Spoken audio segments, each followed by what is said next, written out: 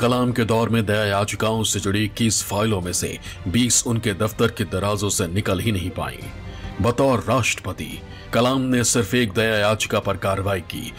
साल 2006 में तत्कालीन यूपीए सरकार ऑफिस ऑफ प्रॉफिट बिल लेकर आई, जिसे राष्ट्रपति कलाम ने पुनर्विचार के लिए लौटा दिया। उनकी सोच थी कि ऑफिस ऑफ प्रॉफिट बिल कुछ लोगों को राहत देने के लिए बनाया गया है।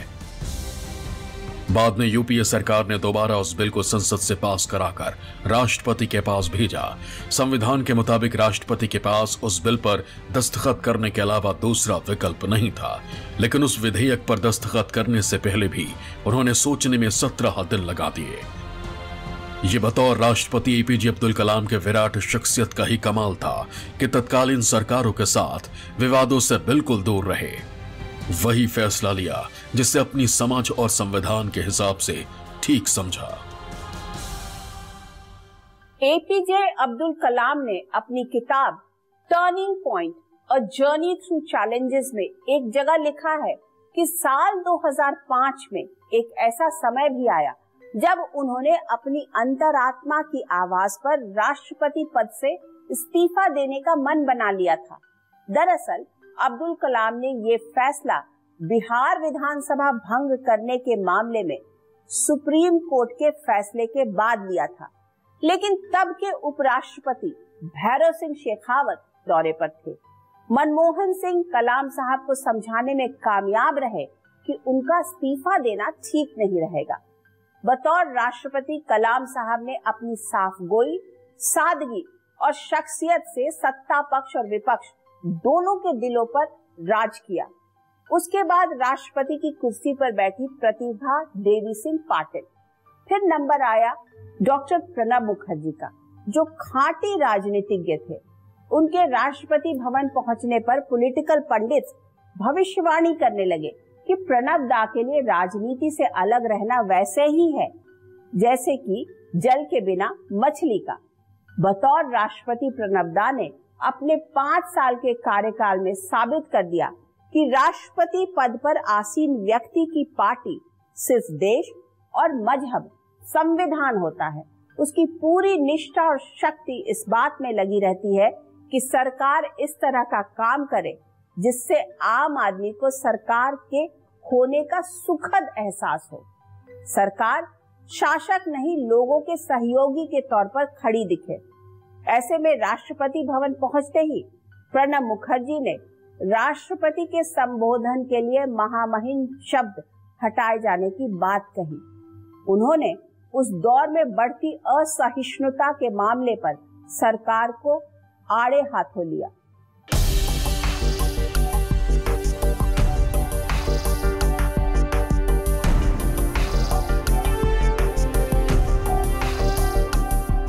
करीब 4 दशक के लंबे राजनीतिक करियर और सरकार में हर तरह की भूमिका निभाने के बाद प्रणब मुखर्जी राष्ट्रपति की कुर्सी पर पहुंचे।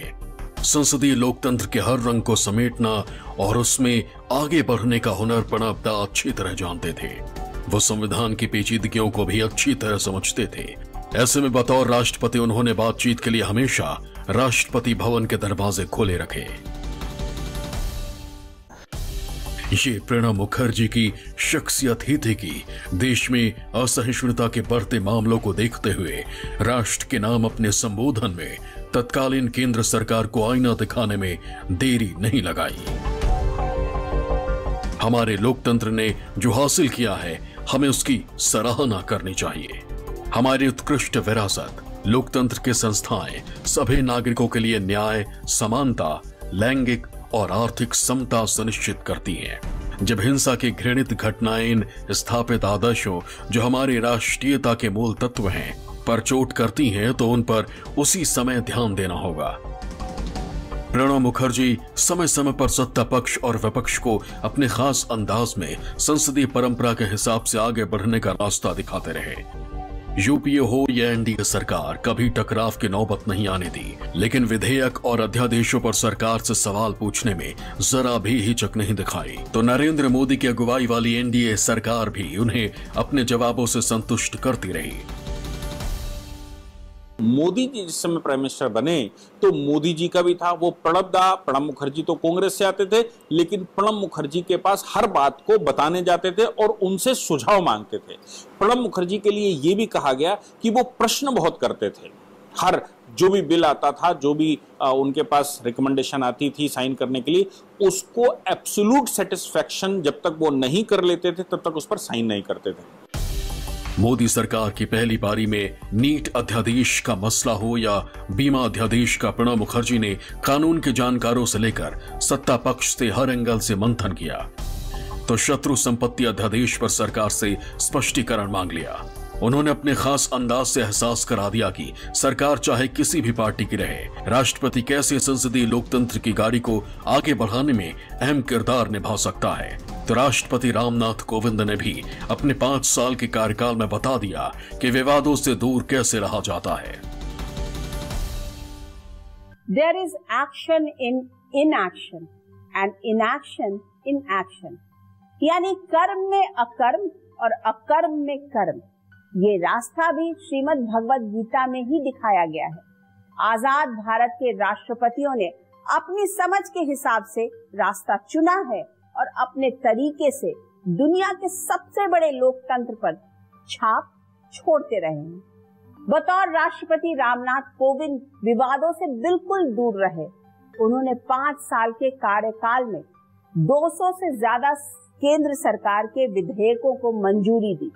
राज्यों के भी 150 से ज्यादा विधेयकों को उन्होंने ग्रीन सिग्नल दिया। लेकिन पश्चिम बंगाल सरकार के 2 विधेयक, जेसप एंड कंपनी लिमिटेड और डनलप इंडिया लिमिटेड के अधिग्रहण और हस्तांतरण बिल को राष्ट्रपति ने रोक दिया। वजह बताई गई कुछ कानूनी अड़चन। इसी तरह तमिलनाडु के मेडिकल कोर्स से जुड़े बिल पर मुहर लगाने से मना कर दिया। भारत की सबसे बड़ी कुर्सी और सबसे बड़ी जिम्मेदारी के लिए द्रौपदी मुर्मू तैयार हैं। अब भारत के 1 अरब 40 करोड़ लोग इस बात का इंतजार कर रहे हैं कि एक बहुत ही साधारण पृष्ठभूमि से निकली द्रौपदी मुर्मू दुनिया के सबसे बड़े लोकतंत्र में लोगों का भरोसा और मजबूत करने के लिए किस रास्ते पर आगे बढ़ती हैं। वो पुरानी लकीर पर ही आगे बढ़ेंगी या फिर अपनी शख्सियत, सादगी और सूझबूझ से संसदीय लोकतंत्र की परंपराओं को नई ऊर्जा देंगी। भारत भाग्य विधाता के आज के इस एपिसोड में बस इतना ही। अगले हफ्ते आपसे फिर मुलाकात होगी किसी ऐसे मुद्दे के साथ जिसे जानना और समझना हम सब के लिए बहुत जरूरी होगा। तब तक के लिए मुझे दीजिए इजाजत। निष्पक्ष खबर, सटीक विश्लेषण और अपने हक से जुड़े मुद्दों के लिए आप देखते रहिए न्यूज 24। नमस्कार, मैं हूं अनुराधा प्रसाद और आप देख रहे हैं न्यूज 24 की स्पेशल सीरीज भारत भाग्य विधाता। भारत की लोकतंत्र और गणतंत्र को मजबूत बनाने में एक खास पद पिछले 72 साल से अहम किरदार निभाता आ रहा है। उस पद पर बैठने वाला शख्स संविधान और विधि के परिरक्षण, संरक्षण और प्रतिरक्षण यानी प्रिजर्व, प्रोटेक्ट और डिफेंड की शपथ लेता है। वो देश का पहला नागरिक होता है, तीनों सेनाओं का सेनापति भी। मैं बात कर रही हूँ संसदीय लोकतंत्र में राष्ट्रपति पद की। संविधान निर्माताओं ने बहुत सोच विचार के बाद राष्ट्रपति पद को गढ़ा और इस पद के भीतर शक्तियों को इस तरह समाहित किया कि राष्ट्रपति अपनी शक्तियों के इस्तेमाल के लिए सामान्य स्थिति में लोकतांत्रिक रूप से चुनी सरकार की ओर देखता है। लोगों के हित के लिए राष्ट्रपति कभी सरकार को टोकता है, कभी रोकता है, कभी पुनर्विचार के लिए कहता है। 25 जुलाई को द्रौपदी मुर्मू 15वें राष्ट्रपति के रूप में शपथ लेंगी। जब राष्ट्रपति के चुनाव की प्रक्रिया चल रही थी, तब समाजवादी पार्टी के अध्यक्ष अखिलेश यादव ने कहा कि हमें ऐसे राष्ट्रपति की जरूरत है जो समय समय पर सरकार को टोके। बिहार विधानसभा में नेता विपक्ष तेजस्वी यादव का कहना था कि वो एक ऐसा राष्ट्रपति चाहते हैं जो मजबूत हो और सरकार के संवैधानिक संस्थाओं का दुरुपयोग करने पर हस्तक्षेप करे, न कि सरकार के पक्ष में रहे। दरअसल इसी तरह की बातें कुछ और विपक्षी नेताओं ने भी कही। ऐसे में इस बात को समझना बहुत जरूरी है कि क्या राष्ट्रपति पद पर बैठने वाले शख्स के लिए सरकार के सुर में सुर मिलाना जरूरी होता है? राष्ट्रपति सरकार की सलाह किस हद तक मानने के लिए बाध्य है? वो किन किन परिस्थितियों में सरकार को आईना दिखा सकता है? सन 1950 से तमाम राष्ट्रपतियों ने किस तरह अपने दौर की सरकारों को हैंडल किया? कब कब राष्ट्रपति भवन और सरकार के बीच टकराव की नौबत आई? आज हम अपने खास कार्यक्रम राष्ट्रपति का राजधर्म में ऐसे ही सभी सुलगते सवालों के जवाब तलाशने की कोशिश करेंगे।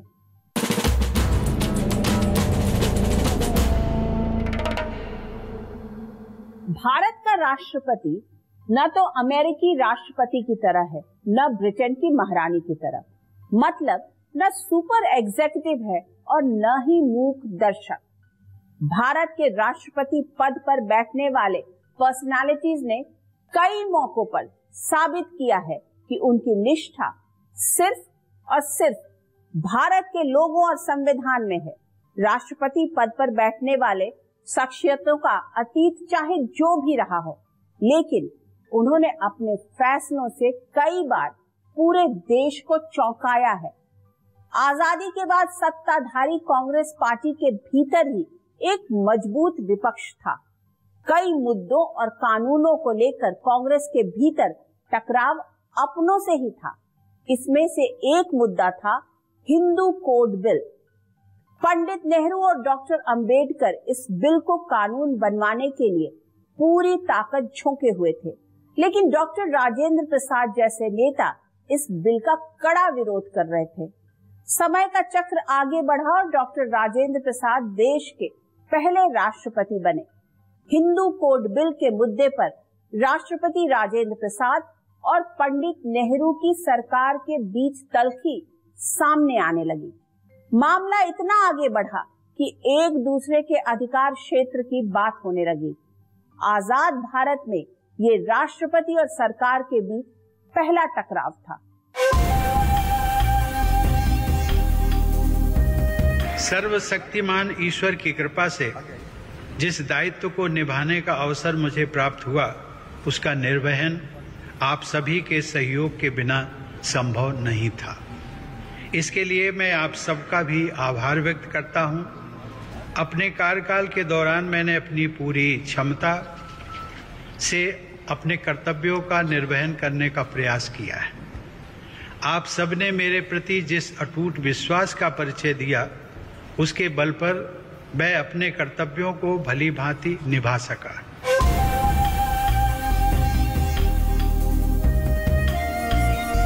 किसी का विदाई समारोह एक ऐसा लम्हा होता है जिसमें शामिल हर शख्स विदा होने वाली शख्सियत के साथ रिश्तों को अपने अपने तरीके से देखता है। लेकिन जब बात भारत के राष्ट्रपति की आती है तो रिश्ता अपने आप 1 अरब 40 करोड़ लोगों से जुड़ जाता है। राष्ट्रपति भवन से हुए उन फैसलों पर मंथन किया जाता है जब किसी पेचीदा मसले को अपने खास अंदाज से राष्ट्रपति ने सुलझाया। लेकिन इतिहास में कई पन्ने ऐसे भी हैं जो राष्ट्रपति और तत्कालीन प्रधानमंत्री के बीच टकराव और तनाव की कहानी बयां करते हैं। इसका एक अध्याय है आजाद भारत के पहले राष्ट्रपति राजेंद्र प्रसाद और प्रधानमंत्री जवाहरलाल नेहरू के बीच रिश्तों का। इसमें एक मुद्दा था हिंदू कोड बिल का। इस मुद्दे पर पंडित के इस बिल का बड़ा विरोध करने वालों में एक सन्यासी करपात्री महाराज भी थे, जो इस मुद्दे पर कई बार पंडित नेहरू को खुली बहस की चुनौती दे रहे थे। राजेंद्र प्रसाद भले ही राष्ट्रपति के कुर्सी पर पहुंच चुके थे, लेकिन हिंदू कोड बिल पर उनकी राय भी करपात्री महाराज से कुछ हद तक मेल खाती थी। ऐसे में संसद में हिंदू कोड बिल लाने से पहले राजेंद्र प्रसाद ने पंडित नेहरू को एक चिट्ठी लिखकर सवाल उठा दिया। उनकी चिट्ठी का मजमून कुछ इस तरह था। हिंदू कोड बिल बहुत भेदभावकारी है क्योंकि यह सिर्फ एक ही समुदाय हिंदुओं पर लागू होता है। विवाह और संपत्ति से जुड़ा कानून ऐसा होना चाहिए जो सभी समुदायों पर लागू होता हो, या फिर अलग अलग समुदायों के रीति रिवाजों पर आधारित कानूनों को बिना किसी छेड़खानी के वैसे ही रहने देना चाहिए। डॉक्टर राजेंद्र प्रसाद ने यहां तक लिखा कि अगर विधेयक संसद से पास हो भी जाता है तो अपनी सहमति देने से पहले पुनर्विचार के लिए कहेंगे। आजादी के कुछ साल बाद ही राष्ट्रपति और सरकार के बीच अधिकार और दायरे की बातें होने लगी। संविधान के अनुच्छेद 143 का हवाला दिया जाने लगा, जिसके मुताबिक राष्ट्रपति और सरकार के बीच मतभेद की स्थिति में मामला सुप्रीम कोर्ट को रेफर करने की बात कही गई है। पंडित नेहरू ने यह जरूर कह दिया कि राष्ट्रपति मंत्रिमंडल की सलाह मानने के लिए बाध्य हैं और वो इससे अलग फैसला नहीं ले सकते हैं। भारतीय संविधान के अंदर राष्ट्रपति केंद्र सरकार के संवैधानिक अध्यक्ष हैं और हमारी संसदीय शासन प्रणाली के अंतर्गत राष्ट्रपति जी संवैधानिक रूप से केंद्रीय मंत्रिमंडल की सलाह के अनुरूप कार्य करने के लिए बाध्य हैं। पंडित नेहरू लोकतंत्र की मजबूती में संवैधानिक संस्थाओं की मजबूती का मतलब अच्छी तरह जानते थे, इसलिए उन्होंने राष्ट्रपति को चुनौती देना संसदीय लोकतंत्र के भविष्य के लिए बेहतर नहीं समझा और वैचारिक मतभेद को मनभेद में नहीं बदलने दिया। बाद में पंडित नेहरू ने हिंदू कोड बिल को कई हिस्सों में तोड़ दिया। मसलन 1955 में हिंदू मैरिज एक्ट, 1956 में हिंदू उत्तराधिकार अधिनियम, हिंदू दत्तक ग्रहण और पोषण अधिनियम और हिंदू अवयस्क और संरक्षकता अधिनियम लागू हुए। पंडित नेहरू और राजेंद्र प्रसाद के बीच सोमनाथ मंदिर के उद्घाटन समारोह में जाने को लेकर भी विवाद हुआ, लेकिन भले ही पंडित नेहरू ने सोमनाथ मंदिर के जीर्णोद्धार कार्यक्रम से खुद को दूर रखा, लेकिन राष्ट्रपति राजेंद्र प्रसाद सोमनाथ मंदिर गए।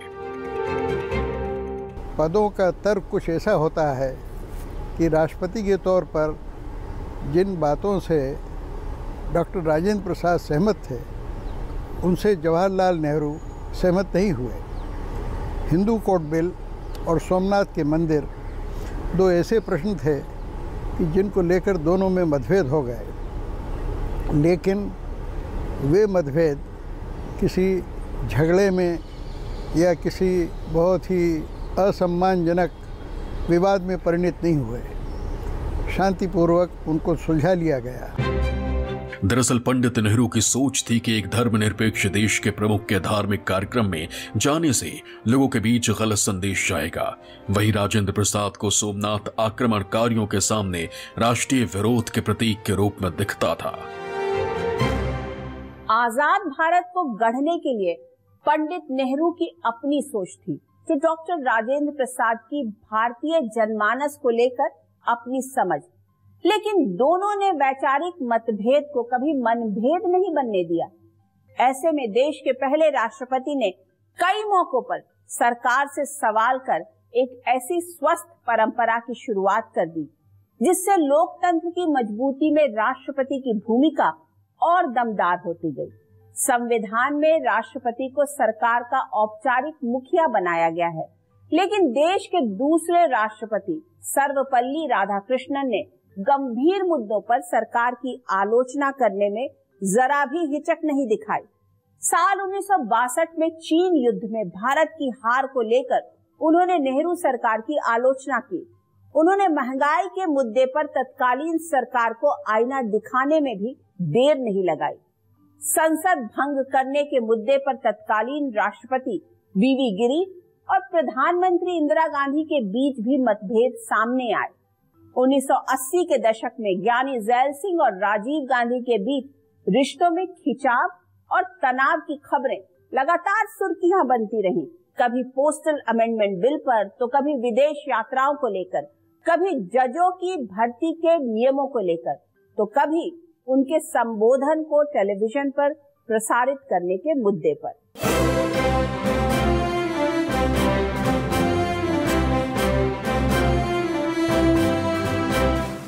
राष्ट्रपति की कुर्सी पर बैठने के बाद ज्ञानी जैल सिंह ने अपने तरीके से फैसले लेने शुरू किए। संविधान में राष्ट्रपति को मिला अधिकार और शक्तियों पर विचार करने लगे। जब इंदिरा सरकार ने आंध्र प्रदेश के एनटी रामाराव सरकार को बर्खास्त किया तो राष्ट्रपति ने कड़ा ऐतराज जताया। ज्ञानी जैल सिंह के दबाव में इंदिरा सरकार को अपने फैसले पर यू टर्न लेना पड़ा और एनटीआर की सरकार दोबारा बहाल हुई। लेकिन ज्ञानी जैल सिंह और इंदिरा गांधी के रिश्ते सबसे ज्यादा तल्ख हुए स्वर्ण मंदिर में ऑपरेशन ब्लू स्टार के बाद। इस ऑपरेशन की जानकारी राष्ट्रपति ज्ञानी जैल सिंह को भी नहीं दी गई थी। दोनों के बीच रिश्ते लगातार बिगड़ रहे थे। 31 अक्टूबर 1984 को इंदिरा गांधी को उनके ही 2 सिख अंगरक्षकों ने गोली मारकर हत्या कर दी। इसके बाद देश के कई हिस्सों में सिख विरोधी हिंसा भड़की। कहा जाता है कि सिख विरोधी हिंसा के समय राष्ट्रपति ज़ैल सिंह ने पीएम हाउस, पीएमओ और गृह मंत्रालय में कई बार फोन घुमाए, लेकिन कोई जवाब नहीं मिला। यहां तक कि जब वो दिल्ली एम्स से इंदिरा गांधी को श्रद्धांजलि देकर लौट रहे थे तो उनके काफिले पर पथराव भी हुआ। एक ओर इंदिरा गांधी की मौत का शोक और दूसरी ओर देश में सिख विरोधी हिंसा। ऐसे हालात में देश के प्रधानमंत्री की कुर्सी पर बैठे राजीव गांधी। शायद माहौल ही कुछ ऐसा बना जिसमें विश्वास की खाई कम होने की जगह और चौड़ी होती जा रही थी। राजीव गांधी की सरकार में तब के तिवारी मंत्री हुआ करते थे। उस दौर को कुछ इस अंदाज में याद करते हैं के तिवारी। किस तरह से एंटी सिख जो पोग्राम हुआ, जो दुर्भाग्यपूर्ण है, नहीं होना चाहिए था, जिस तरह से हुआ, दिल्ली में हुआ, कानपुर में हुआ, कहाँ नहीं हुआ, देश भर में हुआ, और क्या क्या हुआ वो सब मालूम है।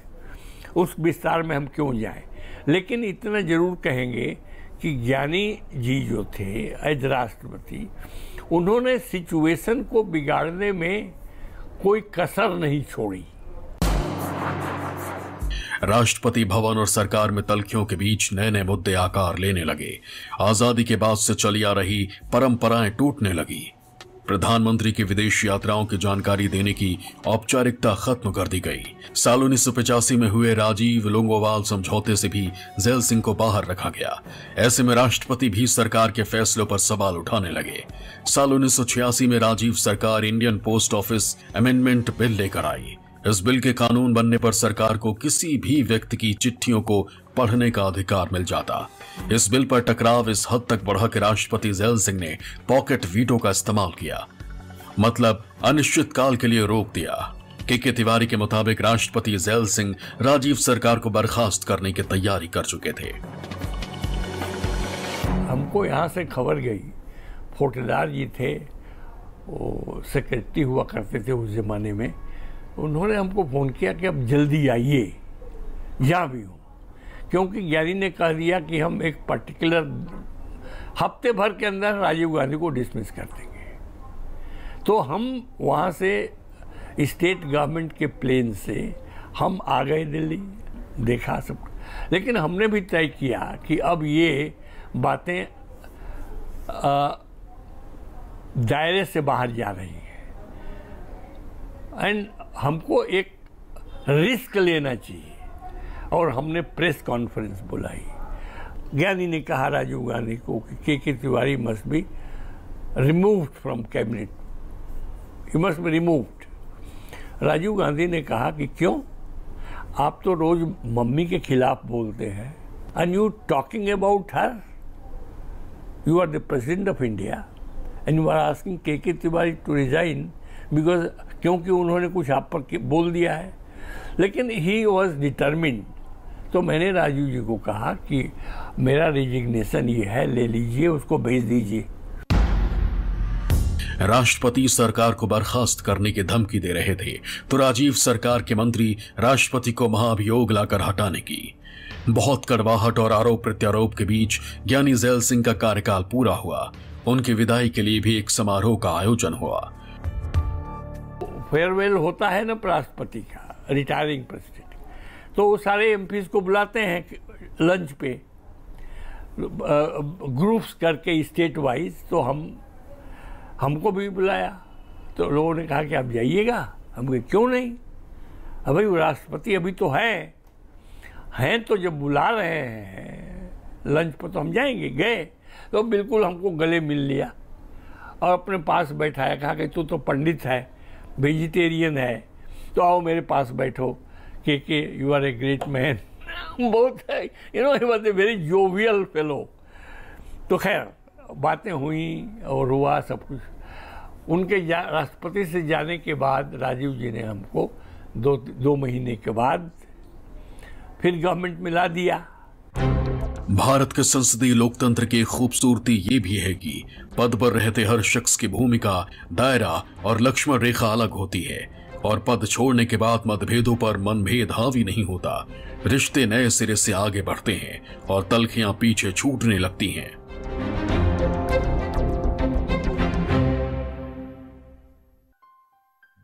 जिस तरह के रिश्ते राष्ट्रपति पद पर रहते यानी ज़ैल सिंह और प्रधानमंत्री राजीव गांधी के बीच रहे, संभवतः उसकी कल्पना संविधान निर्माताओं ने भी नहीं की होगी। व्यक्तित्व का टकराव भी कई मौकों पर लोकतंत्र को मजबूती देने वाली संस्थाओं पर डेंट मारता रहा है, लेकिन भारत के ज्यादातर राष्ट्रपति अपने खास स्टाइल से सरकार के साथ तालमेल बिठाकर चलते रहे। चाहे आर वेंकट रमन हो या शंकर दयाल शर्मा, के.आर. नारायणन हो या एपीजे अब्दुल कलाम आजाद, संवैधानिक व्यवस्था बनाए रखने के लिए सबने अपनी समझ के हिसाब से फैसले लिए और सरकारों को टोकने में हिचक नहीं दिखाई। राष्ट्रपति की कुर्सी पर रहते हुए के.आर. नारायणन ने यूपी में कल्याण सिंह और बिहार में राबड़ी देवी की सरकार को हटाकर राष्ट्रपति शासन लगाने के केंद्र सरकार के फैसले को वापस लौटा दिया था। भले ही एपीजे अब्दुल कलाम को पूरी दुनिया मिसाइल मैन के तौर पर जानती है, लेकिन जब वो राष्ट्रपति की कुर्सी पर बैठे तो उन्होंने साबित कर दिया कि पेचीदा राजनीतिक मामलों को भी वो बहुत बेहतर तरीके से सुलझा सकते हैं, वो भी बगैर किसी टकराव के।